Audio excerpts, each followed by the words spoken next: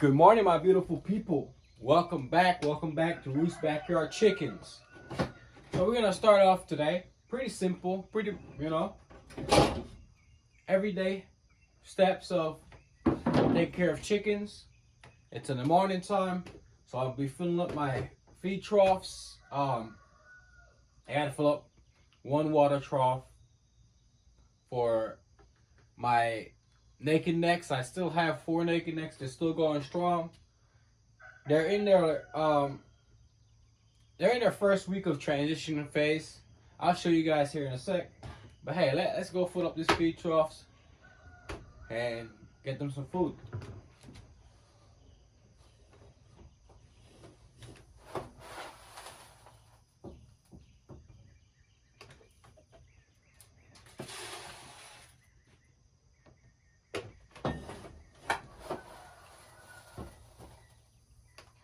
So when it comes to feeding your chickens, you don't want to overfeed them.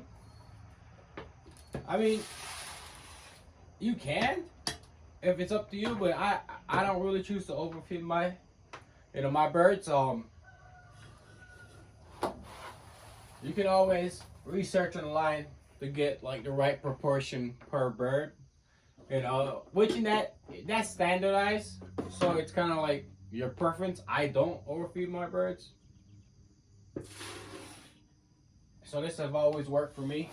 I literally put 1 big scoop.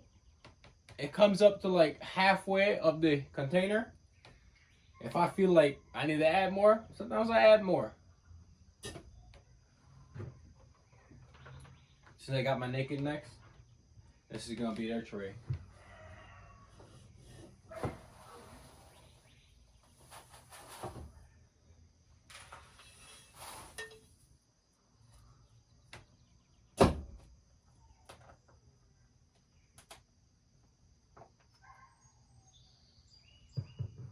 But yeah, let's go ahead and head that way, and we're gonna feed the chickens. You guys can follow me along. And yeah, while I'm in here, let me go ahead and put this in for the naked necks.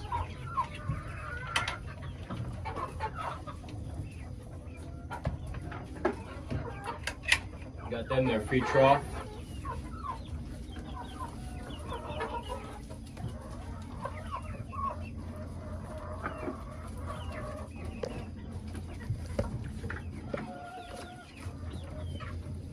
Open up the nesting box.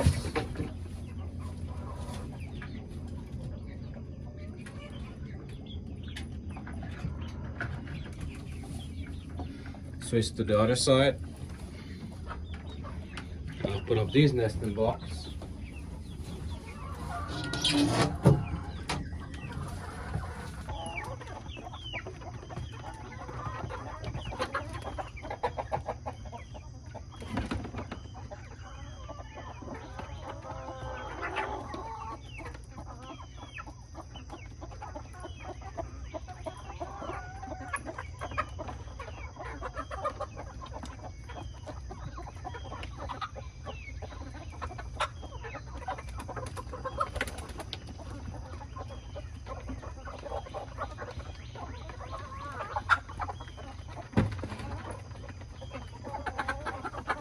Setting out my feed troughs. These chickens always act like these chickens always act like they never eat. But believe me when I say they do. Yeah, they eat.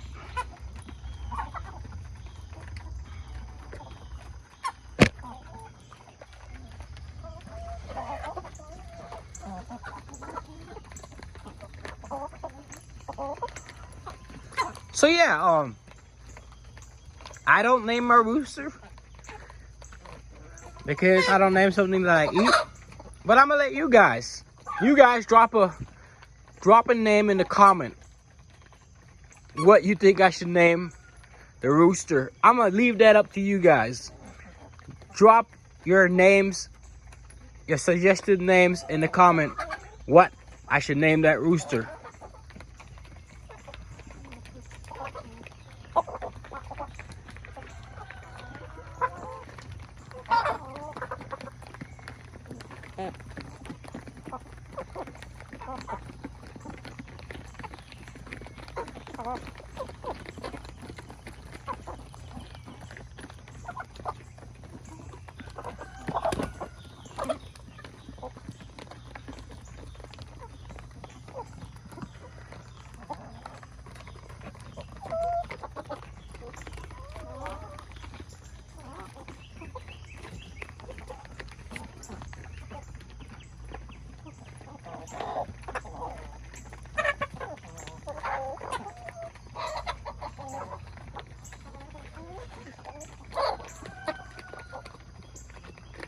Look at the rooster over there, being a gentleman, waiting on the latest to eat before he gets his turn. Let's go inside and see the broody hens. Broody hen number 1, y'all's favorite Silky. Broody hen number 2. Broody hen number 3. On the opposite side, had a broody hen right here. I guess she got up, decided she wants to get something to eat. I did give her an egg though. It's still warm. She just literally just got up.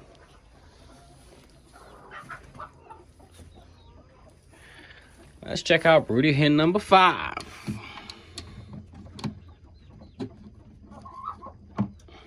Broody hen number 5. So far, she's my favorite hen. One of my hens that actually hatched out the babies in my past videos. This is her. So far, she's my favorite one when it comes to being broody and actually being successful. You know, so successful having these baby chicks. So yeah, let's pop outside and go to Naked Necks. Need to put a water trough in there. 4 of them still going strong. Let's hop over, you know, to the brooder at Unit 3 and see how that go. Check out the chicks over there.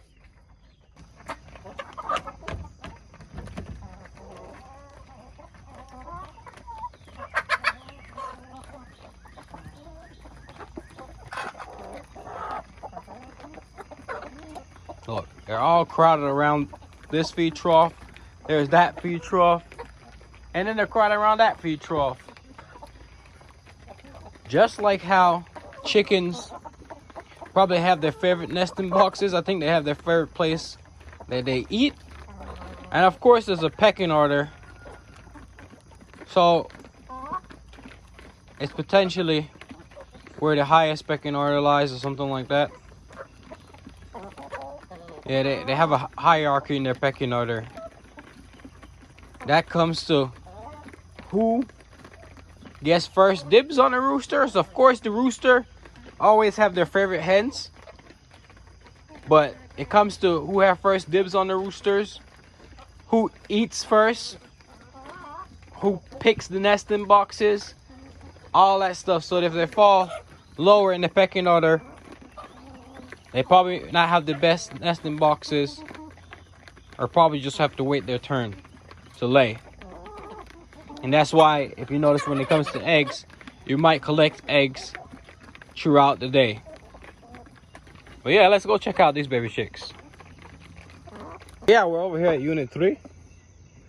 Let's pop this door, see what's up with the baby chicks. Yeah.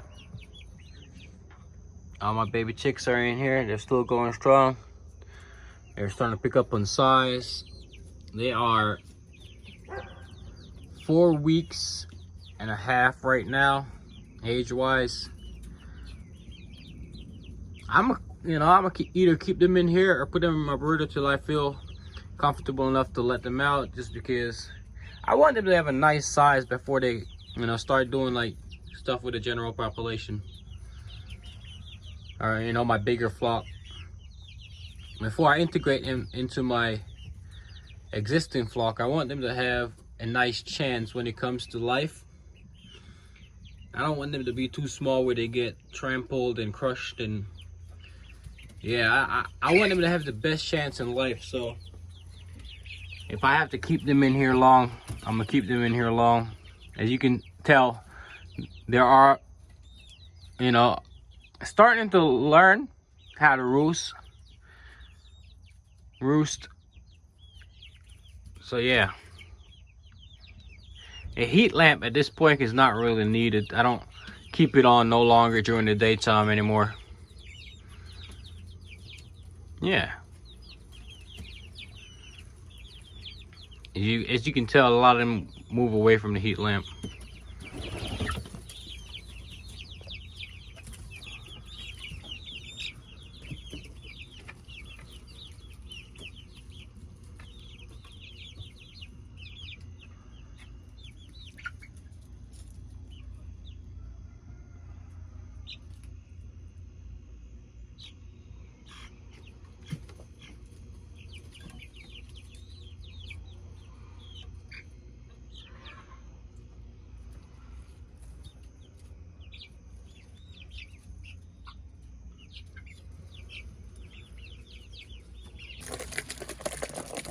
Yeah, I'm gonna be filling up this little feed trough for, you know, the little baby naked necks, the naked neck chicks that I have. Let's go ahead and fill up this feed trough for them while we're at it.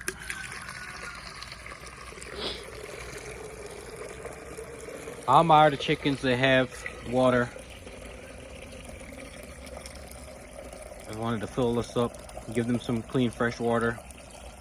You know, sometimes it's always good to add like antibiotics, or like if you see worms or stuff like that in your water, like. But yeah, go ahead and seal this thing up. Yeah, you can always add some like electrolytes or something like that in here for baby chicks. You can give it to your grown chicks as well, to your grown chickens. You know, it's kind of up to your preference of what you give your chickens. There's always some like immune boosters, or, you know, little supplements you can put in your water. They kind of help out your chickens if you choose so. Yeah. So yeah, when it comes to my feed base that I give my chickens, it's more of a combination of like soy, wheat, corn, and soy, wheat, corn, a host of like different stuff mixed in. I get it, as you guys know, from one of my guys. One of my guys. It already comes pre-mixed, so there's a whole bunch of like stuff in it. It helps because it kind of creates like an all flock feed where all my chickens can eat it. I think it's, for me personally, I feel like it's better than the other stuff because there's more choices to it. Like if your chicken specifically like corn, there's cracked corn in it, so they can eat around the other stuff and get the cracked corn. You know, whatever you choose to feed your chicken is always good. Sometimes you can give them scraps, and the scraps works out fine too.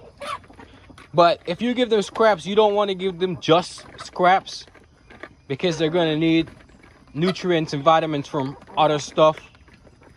So if you give them like out of 100% scrap foods and other mealworms or whatever you give them, oyster shells or whatever to help their calcium in their eggs, that's only like a 10% of their actual diet. So don't give them that constantly and expect them to really strive and produce a whole bunch of eggs and stuff. Yeah, let's go in there and give the waters to the naked necks. I'm gonna show you guys the naked necks. That one hen, she's puffed up. That's the one that I showed you guys in the nesting box. That's where she's at, but she's not in there right now. You can see where she's puffed up because she's broody. She came out for some food. We're gonna go ahead inside. Give the naked necks the water. I have it propped up on this like his dog feeder. The reason I have it propped up is because, like, you know, chickens scratch. I just wanted to give them something so they don't scratch in their water and scratch in their feeder. Keep in mind, all these naked necks are the same age, but this one is bigger. I actually like the coloring on that one. If any of these naked necks turns out to be a male, which would be a rooster, I'm probably going to keep it because I do not have this breed. This is my first time having a naked neck breed, and I'm planning to keep them. And I hear they're good layers, so they should work out pretty fine. If I have one of them, or a rooster, that's probably going to be my new rooster. If I decide to have an additional rooster. But I'm probably going to keep it anyways because I don't have that naked neck breed. So yeah.